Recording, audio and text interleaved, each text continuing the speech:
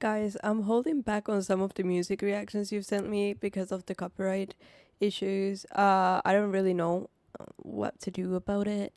I mean, they don't affect me at the moment because I'm not even monetized, so I probably shouldn't care. But I do care about this channel and I do not want to lose it. So, yeah, when I find a safe way to post more music reactions, I'll do so. And I'll do some definitely that I know that I can do, but you know, just putting it out there so nobody thinks that I'm not listening to you guys because I am and I see your requests and I really want to do them, but you know, gotta be a little careful. But this was a request sent to me via donation. Thank you so much for the support, and it's called The Magic Mike Story. Oh my goodness, what is it with me with the intros today? Gabriel Iglesias from Aloha Fluffy. I absolutely love him, by the way. I've seen him before. I see him in movies. I adore him. He has a very cool car collection, if you didn't know. But yeah, let's see what this video is about, guys. When I got home, I was so tired. I turned on my phone to check my messages, and I had a voicemail message from a guy by the name of Channing Tatum. Okay? Now, for those of you not wooing, let me explain who that is. Channing Tatum is the new Hollywood hot guy. He's the guy that comes out on all these movies, really good looking, ripped. You know, he's making a lot of films. And there's a voicemail on there from him. Gabriel Iglesias, this is Channing Tatum. Please call me at your earliest convenience, blah, blah, blah, blah, blah, blah, you know. And I'm like, oh, okay. So I called him up. You know, hello. I go, hi, this is Gabriel Iglesias. I'm calling from Mr. Channing Tatum. He yells, Fluffy! Hello? Oh, dude, man, I'm a huge fan. Hey, listen, bro, really quick, I only have like a minute. Look, bro, I'm doing a new movie, and I want to see if you're interested in reading and auditioning for one of the parts. I go, sure, bro. I'd be happy to audition for your movie. What's it called? He goes, the movie's called Magic Mike. Have you guys seen that movie? I've seen it. I have seen it. It's a good movie, honestly. It's a very good movie. I was like, okay, Magic Mike. So I know someone's going like, I bet it is. I was like, okay, Magic Mike. So you need a magician, you need an assistant, you want to saw me in half, what's gonna happen? Actually, bro, the movie has nothing to do with magic. It's actually a movie about male strippers. I said, male strippers? He goes, yeah, male strippers. I said, you do know that this is Gabriel Iglesias, right? He goes, you're funny, bro. Listen, we've already got the dancers, but we need somebody to play the DJ at the club. Will you audition for the part? I said, you know what, bro? I'll be there, okay? And just to let you guys know, because some people have asked me in the past, how come you're not in more movies? Because you have to audition. And I don't like auditions because they treat you like crap. Auditions are very cold and very just, they make you feel like shit. They seriously do. You work really hard to memorize all your lines and you show up and you try to do your thing and they cut you off really quick. You're in there and you're like, okay, so who am I hold on. Oh, okay, I'll hold on. Hey, how's it going? Don't talk to him. All right, no problem. Okay. Are you ready? Yes, I'm ready. Quick question. How much energy do you want? You don't know? That's why I'm asking. And when you're done, you try to ask him more questions. Like, is this okay? Would you like me to go again? Thank you.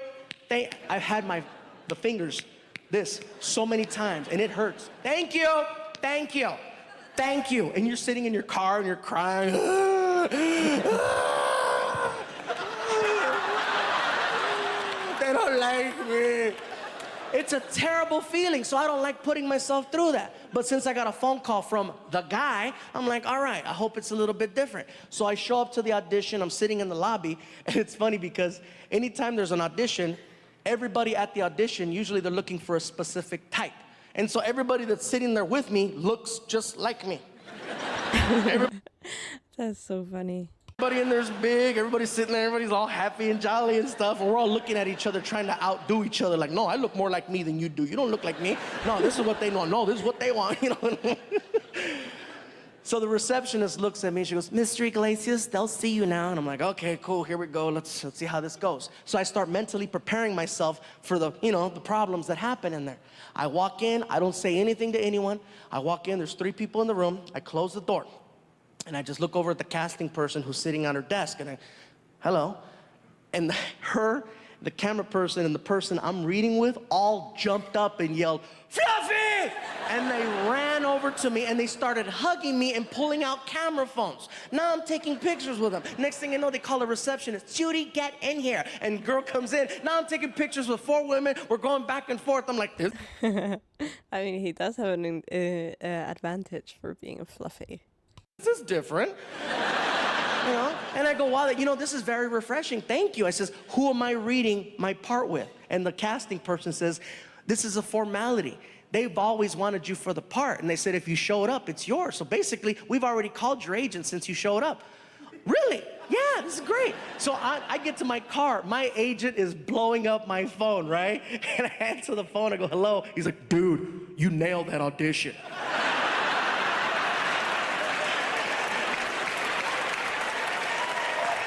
What did you do? I was like, dude, I took pictures.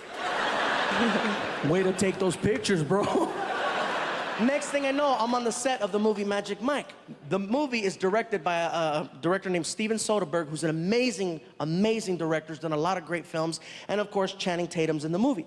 In addition to him, there's an actor by the name of Matthew McConaughey who's attached to the movie. I'm a huge fan of Matthew McConaughey, okay? When I found out I was gonna work with him, I was so excited. And people say, really, you get excited? You get starstruck? Hell yeah! I'm a comedian, not an actor. So I show up. He's so sweet. And immediately they send me to the makeup trailer that's parked outside. So I go inside the makeup trailer, I sit down, they start working on my hair, they start putting makeup on me, and in comes Matthew McConaughey. And he sits down in the chair next to me, and I start freaking out. I'm like, oh my God, that's Matthew McConaughey. And now I decide to introduce myself before I did or said something stupid, right? So I look over at him and I say, excuse me, Mr. McConaughey, how you doing? My name is Gabriel Iglesias. I'm gonna be playing the part of Tobias, the club DJ, and I just wanted to say hello, and it's an honor to work with you. And in my head, I'm like, I hope he's the same guy. I hope he's the same person from the movies. I hope his voice is the same. I hope his accent's the same. And he looks at me and he says, all right. How you doing there, big man? You doing good? I'm doing good. All right. And I'm spazzing out. I mean, we would all. Pull my ass out of the trailer and they take me onto the set. And the majority of the shots in the movie Magic Mike are shot inside of a strip club, okay? It's on a stage, and I'm very comfortable up here. But the cool part for me is I'm on the side of the stage inside of a DJ booth, so I don't have any worries. The director comes up to me and he says, listen, Gabe, you got all your speaking roles in the film, but in addition to that, you are the key background in every shot when it comes to the dancers. He goes, the guy on stage is the eye candy, but you're the guy that provides the ear candy, and you need to express yourself and give me energy. Can you do that? Yes, sir. Let's do this. Next thing I know, all right, everybody, here we go. And quiet on the set, hit, and action. All of a sudden, the dancing. Dancer comes out, camera starts panning just like that one, right? And all of a sudden, I'm in my DJ booth, and I start DJing it up.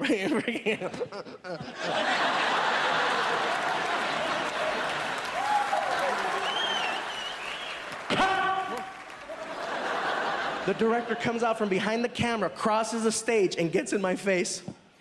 That's what I'm talking about. Give me more. I love how they always express how creative people talk. They're like, yes, exactly that. Give me more.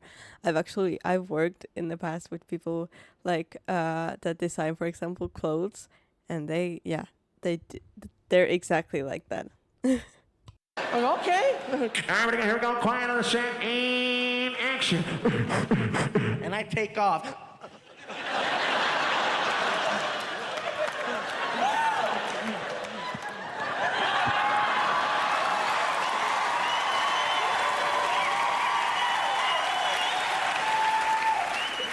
The movie comes out.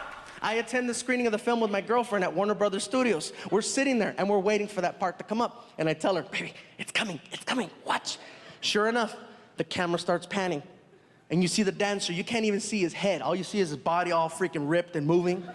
And in the background, in the DJ booth, you cannot see any of the DJ equipment because it's all below the line of the camera. All you see in the background is some chubby pervert in a box having the time of his life.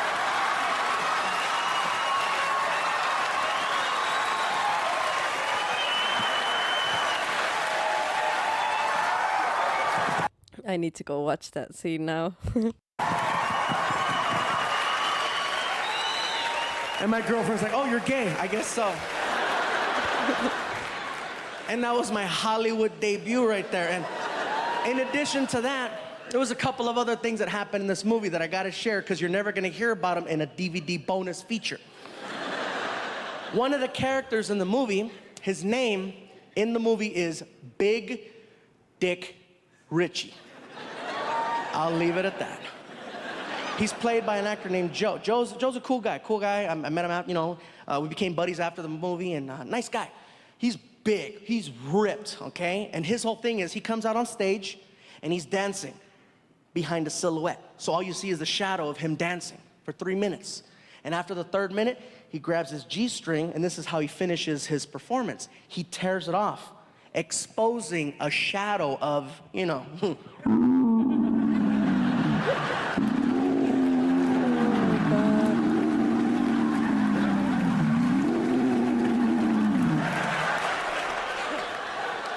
Now, in real life, Joe does not possess. It's more like, row. Just don't do him like that.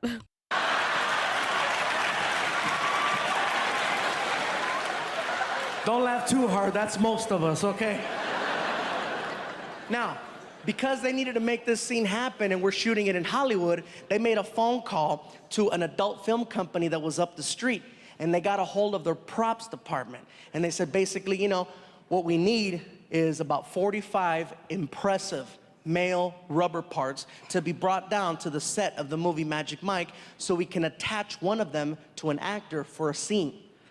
It took maybe 30 minutes for some guy to show up with a big trunk on the set. And you could just tell he did not belong, you know what I mean?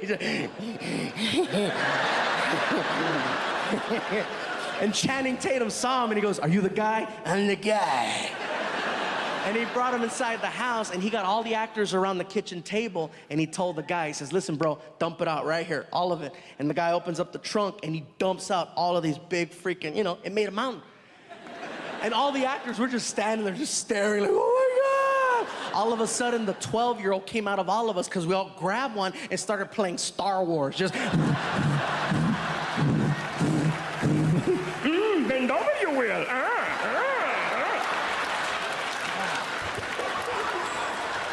I would imagine that's what would happen.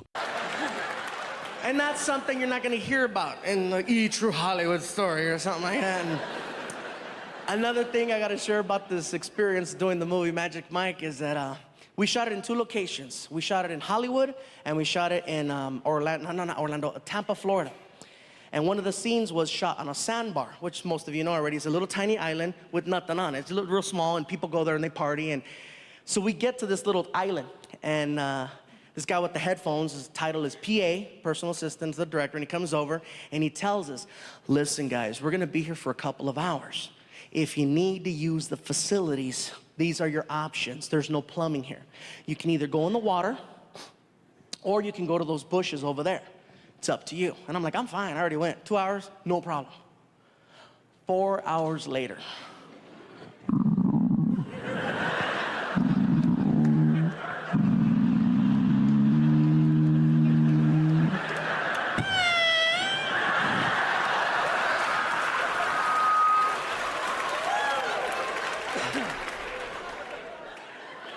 What do you need? Listen, bro, you guys said we were only gonna be here for like 2 hours. It's going on 5. My stomach is killing me. What's the story? We're gonna be here for like another 3. The director has some more shots. Oh, you have your options. Thanks.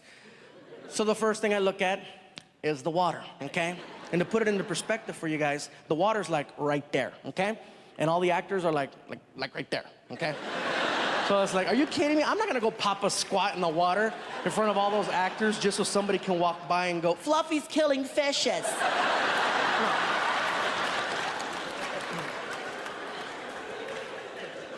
So I take a stroll out to the bushes, right? So I start walking out to the bushes, my stomach is killing me. And fortunately, by the time I got there, my stomach had settled. So I no longer had to go number 2. But since I was there, you know, go make it rain, you know what I'm saying? So I'm in the bushes and I'm doing my thing, and all of a sudden I start hearing noises, just and you know how you could just feel when somebody's standing like right next to you? And I couldn't turn around because, you know, I was doing my thing. All of a sudden, I see a shadow, a long shadow, and it's coming in my direction. And I see that and I'm like, ha ha, funny, Joe, that's funny.